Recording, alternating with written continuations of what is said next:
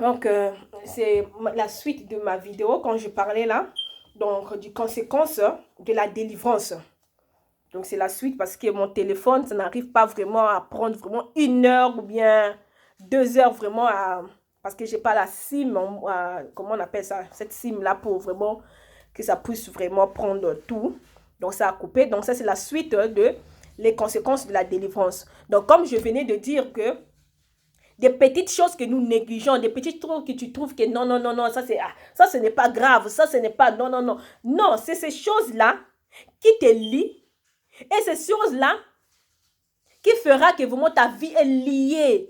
Parce que nous, on croit seulement pour avoir la délivrance. Ah non, non, non, il y a des sorciers, il y a mon grand-mère, mon grand-père, oh, les gens me font ceci. Seigneur, délivre-moi des gens comme ça là. Non, non, non, non. La délivrance, parfois des choses toi-même que tu causes. Toi-même que tu fais, tu dis dans ta bouche. Et ces choses-là te lient, te ouvrent les portes à l'ennemi, ouvre les portes à l'ennemi et te lie vraiment dans une, te prend et le diable prend le contrôle de ta vie. Et toi, tu trouves que c'est normal. Vous allez voir une sœur à l'église, comme je viens de dire, et elle fait des choses, même quand on lui fait des remarques. Mais vous allez voir, quelque temps, il recommence, quelque temps, il recommence, quelque temps, il recommence. Ça veut dire que sa sœur là, elle a besoin de la délivrance. Vous allez voir, la personne est là seulement à critiquer les gens. Et il voit qu'elle est défend chez les gens. Ah, celle-là, celui-là, lui, elle a fait ceci, un tel, tu as fait ceci, vous avez vu comme ça, là. Donc, lui, il voit que des défauts, il est là seulement à critiquer les gens. Ce sont les conséquences de la manque de délivrance. La personne n'a pas été délivrée ou il n'était pas été délivré totalement. Parce que, vous savez, Lazare, hein, Lazare, quand il est sorti du tombeau, quand le Seigneur est venu, il a dit, Lazare, sort du tombeau. Lazare était sorti du tombeau. Mais Lazare n'était pas totalement délivré. Parce que Lazare est sorti du tombeau, mais il était enveloppé d'abord avec les habits qu'on mettait les gens auparavant. Quand la personne mourait, on prenait l'habit blanc, on l'entourait sur cet habit, on le roulait sur cet habit-là. Lazare était sorti comme ça, là. Donc, il veut dire Lazare, malgré que c'est le Seigneur. Vous savez, il faut avoir la révélation, mes sœurs. C'est le Seigneur qui avait appelé Lazare. Mais Lazare est sorti du tombeau. Il pouvait sortir déjà. Ces choses-là devaient s'enlever. Parce que Jésus-Christ, quand il est sorti du tombeau, quand son esprit est sorti du tombeau, il y avait quoi? Les habits étaient restés dans le tombeau. Parce que quand Marie était venue avec les autres femmes, là, quand ils sont venus, ils ont vu les habits qu'on avait roulés, le Seigneur était resté là. Mais le corps de Jésus n'était plus là. La différence avec Lazare, Jésus, tu es bon. La différence avec Lazare était que Lazare, quand il est sorti, n'a pas laissé les habits. Lazare est sorti avec les habits qu'on avait roulés. Et ça demandait, le Seigneur a encore ordonné, déliez-le. Donc il devait être délié totalement. La vie de Lazare ne devait plus être le même. Parce que les choses qu'il portait, les choses qu'il avait, devaient s'enlever, devaient être déchirées, devaient être vraiment, il devait être sanctifié. Le Seigneur a ordonné, déliez-le. Et quand on a délié Lazare, après il a ordonné, laissez-le aller. Alléluia. Elle a ordonné, laissez-le aller. C'est ça, Lazare, après, il est parti. Donc, ma sœur, tu peux être là, être appelé chrétien. Tu es là en train d'aller à l'église, tu fais des choses, tu fais tout. Mais tu as l'esprit de critique en toi. Tu as besoin de la délivrance. Tu as besoin de la délivrance totale. Tu vois que dans les choses de Dieu, tu passes, dans les activités de l'Éternel, tu passes moins de temps. Tu as besoin de la délivrance de l'Éternel.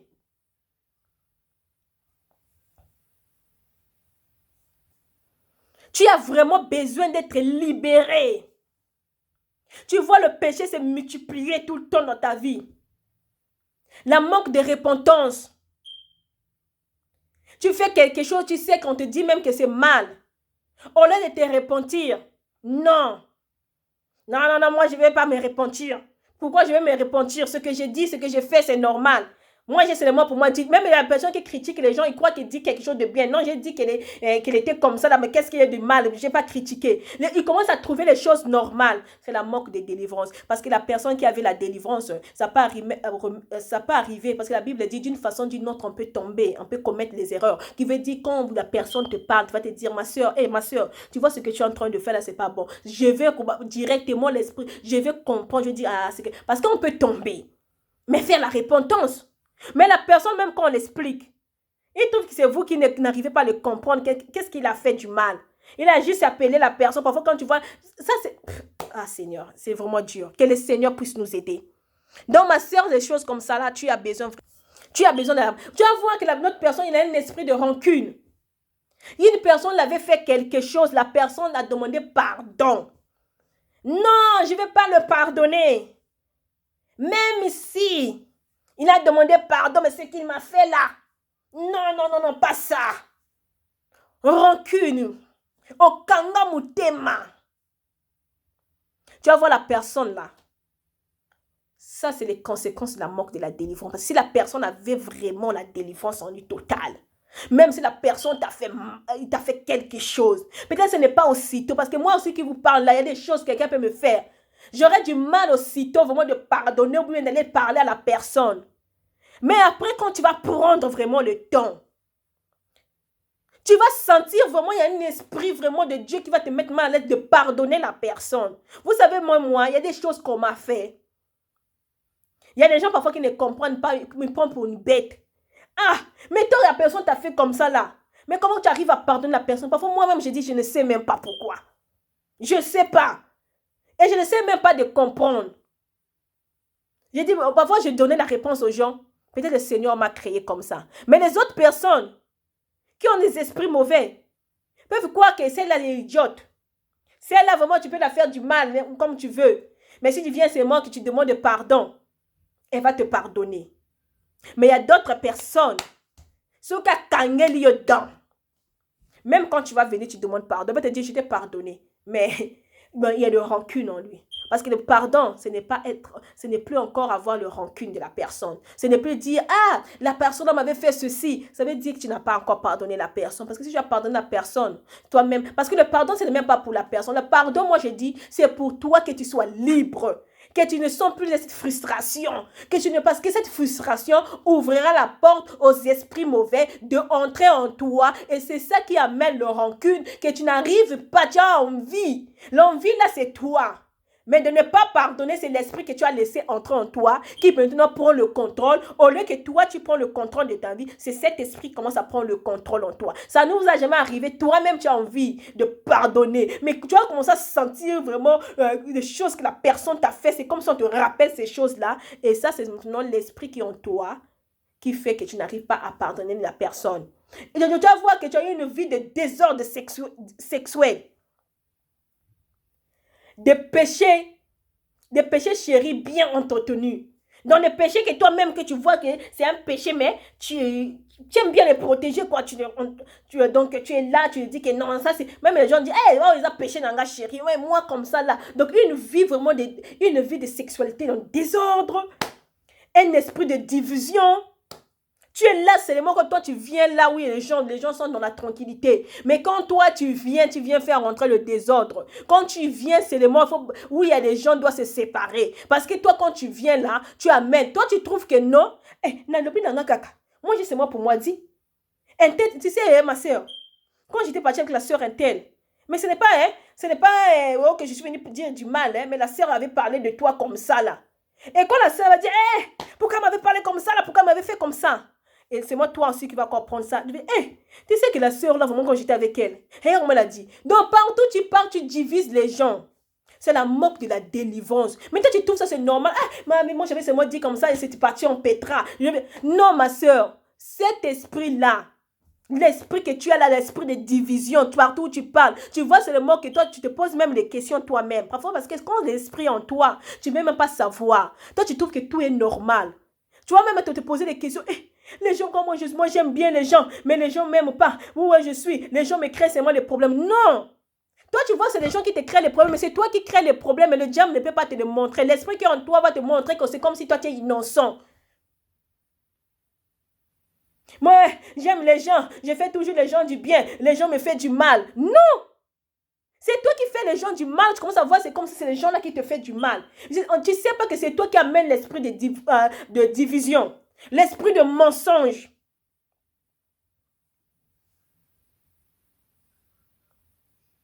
C'est en toi. Et l'impuissance de la sexualité.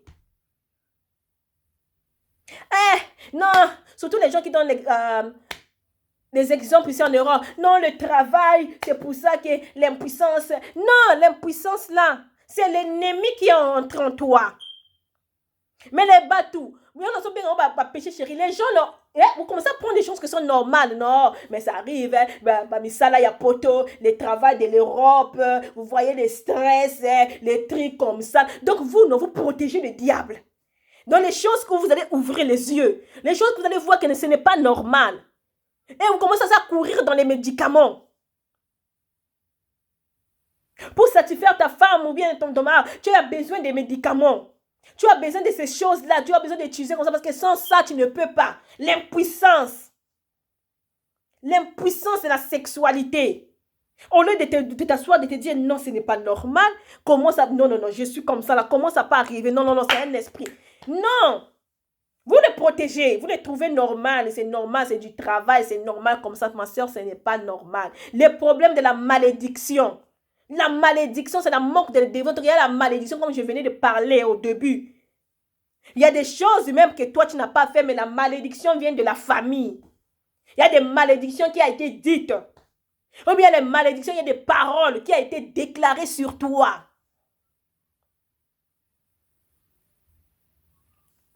La pauvreté. La Bible nous dit l'or et l'argent appartiennent à l'Éternel. Mais nous voyons, nous demeurons dans la pauvreté, surtout les enfants de Dieu. Dans la pauvreté totale. Les jours où nous allons comprendre ces choses que nous négligeons. Les choses que nous trouvons normales.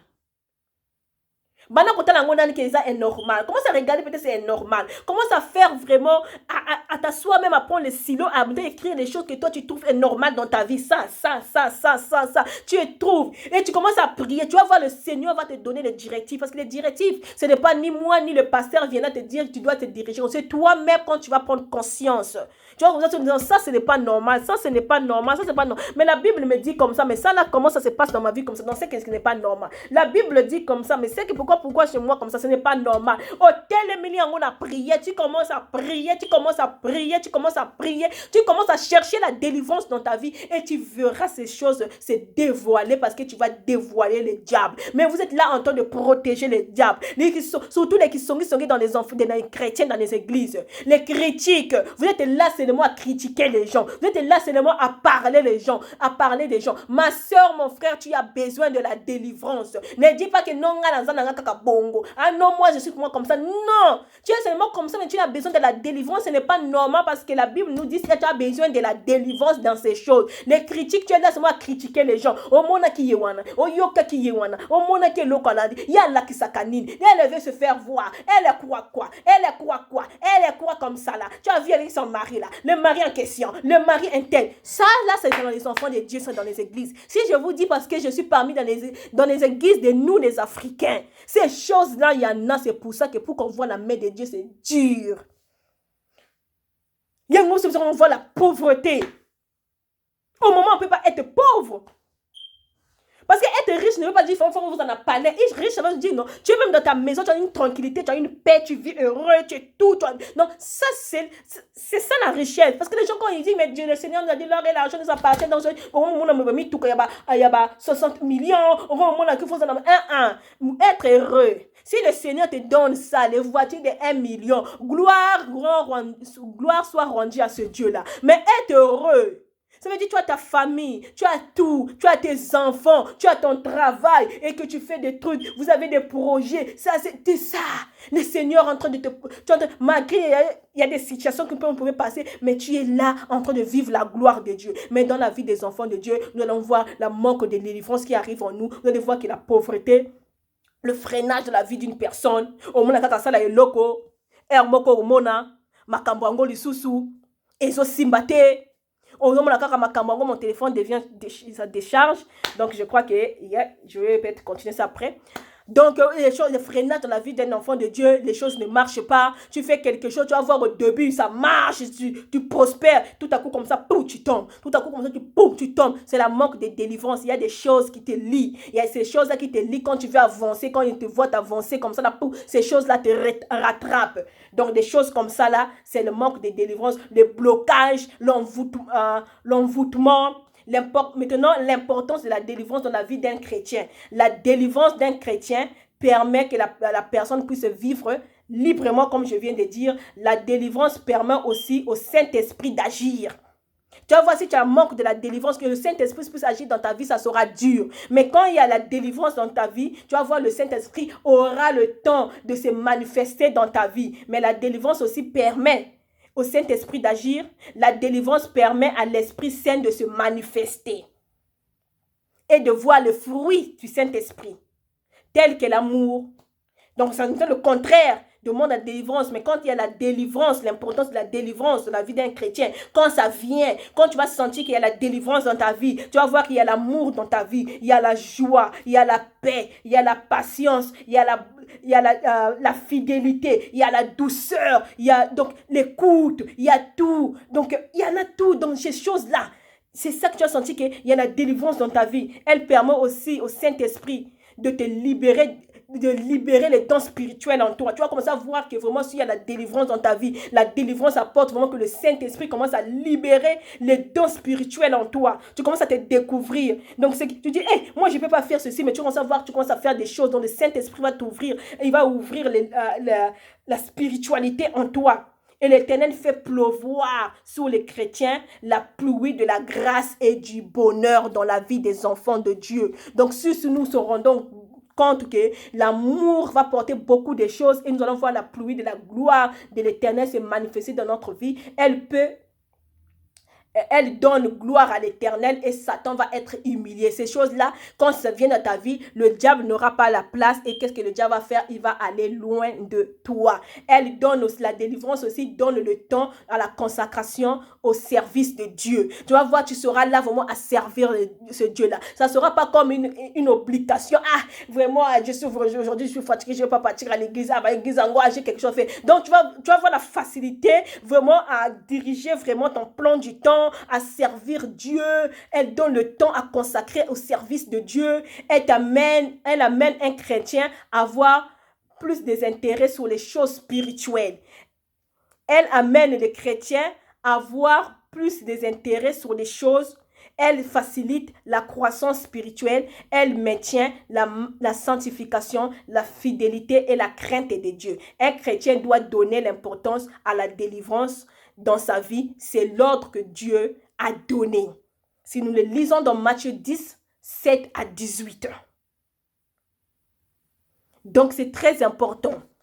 Pour ça, la délivrance. Donc, mes sœurs, vraiment, c'est très important de détecter vraiment les signes de la délivrance dans nos vies. Essayons vraiment de voir qu'est-ce qui ne marche pas dans notre vie parce que le diable nous tient en otage dans les petites choses que toi, tu trouves normales. Si tu veux vraiment avoir une délivrance totale, tu dois voir les signes que j'ai cités et tu dois sentir que vraiment qu'il y a l'amour en toi. Quand tu fais quelque chose, tu vas voir que ça va te déranger dans ta vie. Tu vas voir que ça ne va pas. Il faut savoir aussi détecter les choses dans ta famille, de savoir qu'est-ce qui ne va pas dans ta famille, qu'est-ce que tes ancêtres ont fait, quelles les choses qui sont passées dans ta vie, les choses peut-être que tu avais fait dans ton enfance, peut-être des choses qui peuvent te lier à chercher à avoir une délivrance totale, que nous vivons la gloire de Dieu dans ce monde ici-bas. C'est vraiment très important. Tu ne dois pas quitter ce monde en étant lié à l'ennemi, le diable, car Jésus-Christ n'est pas venu pour rien dans ta vie. Jésus-Christ n'est pas venu pour rien. Il est venu pour toi et moi, en fait que nous vivons la gloire de Dieu dans ce monde ici-bas. Jésus-Christ n'est pas venu seulement pour les autres, car tu as l'importance devant l'Éternel, dans les yeux de l'Éternel. Il ne t'a pas créé un arbre, mais il t'a créé à son image, selon son ressemblance. Qui est l'image de l'Éternel ici-bas. Tu dois vivre la gloire de l'Éternel. Tu dois vivre la main de l'Éternel. Tu dois vivre la main de l'Éternel, ma sœur.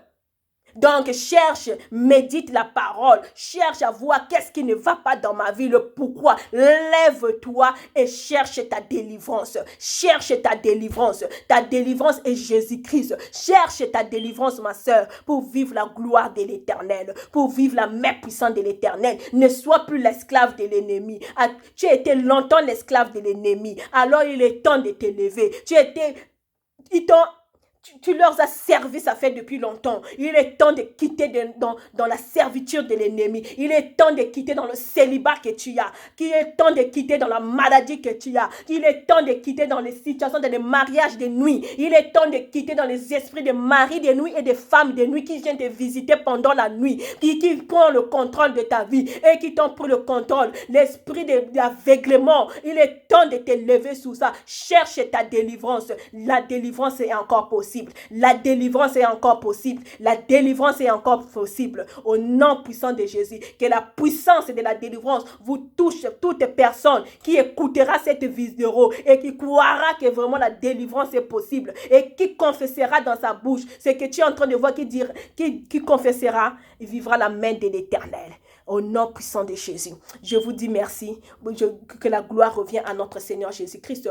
Et je dis à ce Dieu-là de continuer à me donner la force. Et ce Dieu-là, que tous ceux qui ne confessent pas le nom de Dieu dans ma vie soient terrassés au nom puissant de Jésus. Je vous salue encore, je vous dis encore merci et on se retrouve encore la prochaine fois par la grâce de notre Seigneur Jésus-Christ. Amen.